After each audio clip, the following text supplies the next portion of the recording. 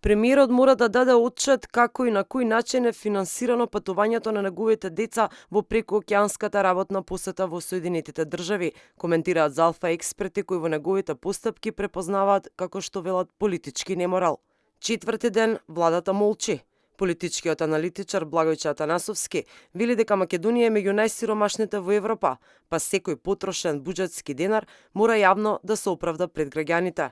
Сметам дека како што се представуваме дека сме држава која исполнила критериумите да ги почне преговорите со Европската унија, а властите треба да бидат максимално транспарентни за трошењето на сите буџетски средства, бидејќи тоа се пари собрани од даноците од граѓаните, односно од сите буџетски обврзници, така што владата мора да биде максимално транспарентна доколку смета дека не прекршила ниту еден закон, дури ни од политичка морална гледна точка не направила грешка. Мислам дека на крајот на денот мора да има отчет како, на кој начин се покриени трошоците на фамилијата на премиерот.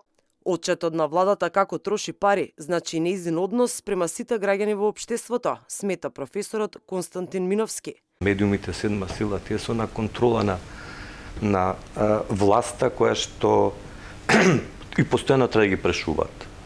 Треба да ги прешуваат за се, да барат постојано одговор. Само така ќе имаме ние слика или за одговорноста или на тие што владеат, што трошат пари. Така ќе можеме да го видиме и нивниот однос, всушност, кон сите членови на општеството, не само кон младите.